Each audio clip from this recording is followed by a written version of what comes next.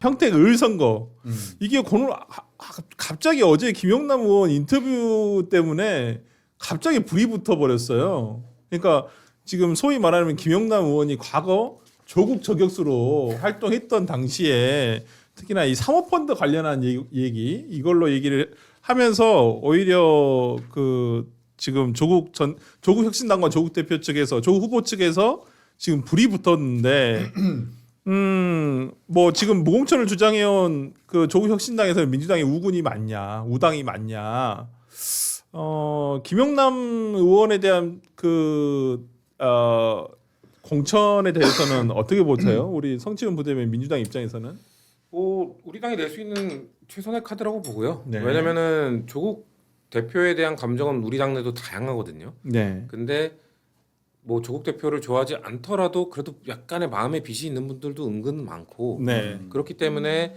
그런 마음의 빚이 전혀 없는 사람. 김영남 전 의원이잖아요. 그렇죠. 그리고 네. 인지도 나쁘지 않고 그리고 단년 대선 때 넘어오셨고 그렇기 때문에 그런 차원에서 사실 조국혁신당이 이 민주당 귀책 사유다 그러면서 무공천하라라고 주장을 안 했다면 네. 이 정도의 예전에 조국 저격수로 활동했던 김영남 의원에 대한 공천이 부담스러웠을 거예요. 근데 무공천하라 했고 네. 그때 우리 당 지지자들이 뭐라고 했습니까? 네. 아니 나올 수 없는 조국 대표를 사면해주면서 네. 대통령이 어떻게 보면 지지율 깎아먹으면서까지 사면을 해줬는데 네. 그래서 나올 수 있게 된 사람이 민주당한테 무공천을 요구하는 건 너무한 거 아니냐라는 반발론이 또 생기거든요. 네. 그런 상황 속에서 민주당이 그럼 누굴 내야 되냐는 고민을 있을 때 김영남 전 의원이 저는 우리 당이 낼 수 있는 가장 최적의 카드였다고 보기 때문에 오히려 조국혁신당에서는 신장직원을 선두로 해서 뭔가 상당히 공격을 하시던데 사과문부터 써라. 그러면 그러니까 이렇게 되면 우리도 오는 사과문 요구면 가는 사과문 요구가 될 수밖에 없어요. 그렇죠. 조국 대표도 사면 받았으면 사과문 써야 되는 거 아니야? 반성문 써야 똑같이 이런 식으로 우리 당 후보를 공격하기보다는 네. 거기 지금 사실 보수도 분열됐잖아요. 황교안 그렇죠. 생각보다 잘 나오시잖아요 지금. 10%대 나오시고. 그게 지금 혹시 여론조사 있으면 또 제작진 좀 준비해 많은 분들이 주세요. 황교안 후보가 국민의힘 후보인 줄 알아서 그렇다. 이게 후보가 정리되면 달라질 것이다라고 얘기하는데 근데 황교안 후보도 나와 있었고 꽤 인지도가 높은 후보로서 뛰고 있는 만큼 굳이 지금 우리를 공격하는 것보다는 네. 보수 진영을 좀 계속해서 공격하고 본인이 평택을 위해 뭘 할지를 먼저 얘기하시는 게 나중에 혹시 있을지도 모르는 단일화를 위해도 좋지 않겠느냐. 네, 저기 제작진에서 그 여론조사 좀 찾아주시고요. 그 다음에 그 조국 대표에 대해서 지금 선거운동 과정에서 조금 구설이 나오는 부분은 이 절과 관련해 가지고 계속 절 구설이 방향. 나오고 있는데 이거 사진 한번 띄워주시겠어요? 사진 보시면 조국 할머니 이제 뭐 하고 카메라 보고 절하고 있다. 여기 또 할머니 몇 분 계시지 않을까요? 예, 여기가 이제 아마 지역 경로당일 텐데 네. 혹시 저 경로당에 할머님 한 분만 계실 건 아닌 그러니까. 것 같고요. 그러니까 네. 근데 사진의 구도가 우리가 경로당 가보면 이렇게 그 네. 소파가 딱 앞으로 있어요. 이렇게 앞서 네. 앞으로 이렇게 어르신들이 이렇게 쭉 앉아 있는데 설마요. 네, 저거는 조금 억간 것 같아요. 저건 뭐 저게 당이 다르다 예. 하더라도 아니 왜냐면 이게 절이 민감할 수밖에 없었던 게 그 저번에 절 두 번 한 게 있기 때문에 절 두 번. 그거에 연결돼서 아마 이 조국 대표가 이 절만 하면 이렇게 이게 이제 그 저번에 한번 사진을 못 찍어요. 두 번 한 절 사진이 나오면서 이 절만 하면 이 조국 대표의 사진이 계속 화제가 되는 건 아닌가. 절 2배 반 고인기 하는 거죠.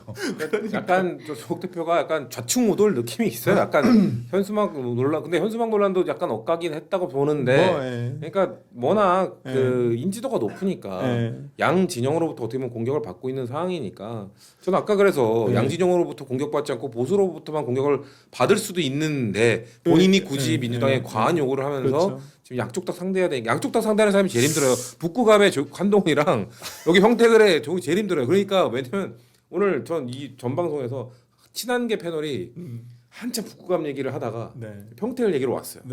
평택을 얘기로 오면 또 유이동 얘기 해줘야 되잖아요. 좋게. 그러니까 유이동이 그래도 여기 4번 선거를 나왔고 토착민이기 때문에 지지율이 좋을 것이다 얘기하는데 속으로 그럼 그건 박민식 후보 얘기 같은 거 아닌가? 그런 생각이 드는 거야.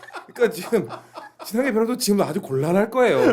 평택을 얘기할 때는 유이동 얘기해줘야 되는데 그 논리를 그대로 가보면 북구갑에서는 박민식이에요. 맞아요. 그러니까 지금 선거 참 재밌게 가고 있어요. 아 그러네요, 진짜. 그래서 네. 근데 조국 대표는 근데 선출직으로 된 적이 없어요. 그러니까 없어요. 본인이 그래요. 네. 본인이 하는 첫 본인 선거입니다. 그러니까 이런 자충우돌이 나오는 거예요. 네.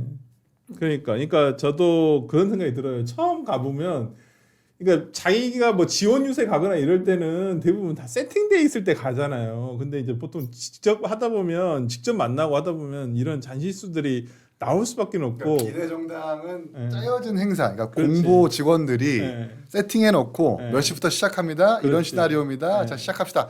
그런 행사에 길들여져 있는데 그렇지. 지역구 행사는 누군가를 만나야 되고 바로바로 그 사람의 반응을 보면서 내가 예의와 격식을 찾아야 네. 되기 때문에 네. 진짜 선거에 대한 실력이 드러나는 건데 네. 이렇게 좀 자충우돌 장면이 드러나는 것은 그런 것좀 부족한 후보다. 성장하는 과정이에요. 0점이 잡히겠죠. 아니, 0점이 연세가 잡히겠죠. 몇이고 경륜이 얼마인데 성장하는 과정이라고 말씀을 하십니까? 근데 지금 뭐 그러면 이 판세만 잠깐 얘기하고 이제 마무리하겠는데, 우리 민주당에서 봤을 때 김영남 의원에 대해서는 어떻게 보세요? 승리 가능성이 높다? 저는 지지율 1등으로 치고 올라갈 가능성이 충분히 있다고 보고. 그러면 가장 위협적인 후보는 조국 후보예요, 유이동 후보예요?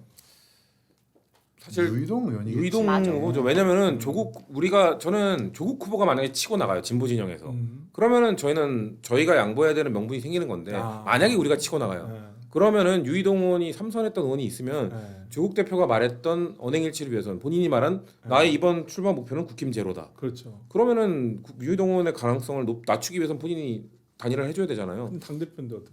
근데 어쩔 수 없죠. 그러니까 본인이 한 말도 있고 그래서 지금 나와 있는 그 세 분이 비슷하게 나온 그 지지율은 의미가 없고, 네. 이제 김영남이 확정되면. 확정이 됐기 때문에 네. 이제 네. 나오는 지지율 조사가 아마 이 단일화 판도나 이런 거에 영향을 줄 거라고 보기 때문에 저는 김영남은 치고 나갈 가능성이 있다고 봐요. 그래요. 네. 황교안 후보를 어떻게 정리하느냐가 이제 또 되게 복병이 될 거라고 황교안 보는데. 후보는 제가 보니까 저도 이렇게 다른 글들을 보고 확인해 보니까 평일에는 교회를 많이 방문을 하시고요. 네. 주말에는 이제 평택 미군 부대 미군 부대 앞에서 앞에서. 시위에 참여를 하신다고 하더라고요. 주말에는 또 광화문도 오세요.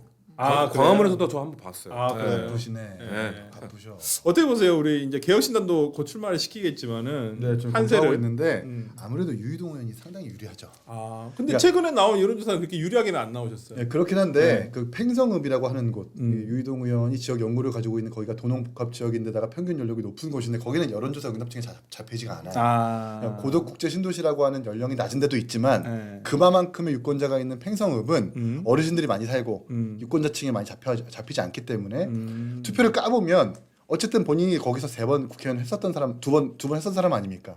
그런 것들이 표심으로 드러날 거라는 생각을 하고 결국 조국과 김용남의 단일화가 가능할 거냐인데 절대 불가능하죠. 그러니까. 조국 저격수가 조국의 손을 들어주고 지지선을 해버리면 본인의 정체성을 부정하게 되는 거고, 조국 대표가 김용남 단일화를 통해 가지고 본인이 드랍하면 조국 혁신당의 조국 대표인데 당 대표의 당수인데 네. 그 사람이 선거를 포기해버리는 것이기 때문에 조국 혁신당의 소속으로 나온 단체장 후보 내지는 다른 어떤 기초광역 후보들한테 면목이 없어요. 그러네요. 양쪽에 지금 명분이 없기 때문에 네. 이대로 갈 겁니다. 네. 그래서 저는 유이동 의원이 유리하다고 말씀드리는 거예요.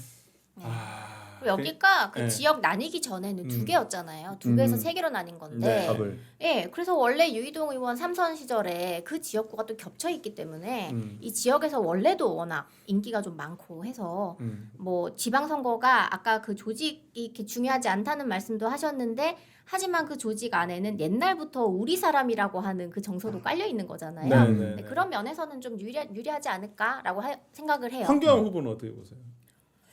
여기 원래 단일화가 될까요? 연고가 아니잖아요. 아닌데. 근데 그거는 사실 그래서 꽤 오래전부터 가셔 할 줄 근데 저는 그래도 네. 유이동 의원이 이 잘 되는 잘 방향으로 되고, 그럼 당연한 거죠 그거는. 단일화는 열려 있다. 네, 황교안 대표 쪽에서. 아니, 봉인 해제 아니고 저 지금 당 대변인이니까 네, 너무 딥하게 질문하시고. 그래, 친한계 분들은 이 정도로 해야 돼. 아니, 근데 그렇게 안 친한계가 하잖아. 아니에요. 아니, 친한계 분들은 친한계 이 정도로 해야 된다고. 그냥 당인인데 거기 북갑에서는 막 한동훈 대표 추앙한다고. 평택에서는 같은 당이라고 옆에 앉아 있는데 같이 계속 얘기를 나한테 해봐야 공격을 되겠네. 아니 하니까 한 분은 되게 또 무슨 힘들어. 박민식 방지법을 발의해야 된다는 맞아. 계속 그게 무슨 소리야 도대체. 무슨 박민식 의원이 한동훈 대표 징계한 것도 아니고요. 어제 만난 분은 예. 막 화종호 뭐 이거 괜찮죠 하면 한 다음에 예. 박민식 비판을 어마어마하게 한 다음에 아. 그래서 자당 후보는 누굽니까? 대체 그쪽에 자당 후보는 누굽니까? 그러니까 탈당도 아니고 당적이 있어. 근데 이제 그 방송을 하셔서 곤란하죠. 조금 난감하죠. 네, 네. 그러네요. 참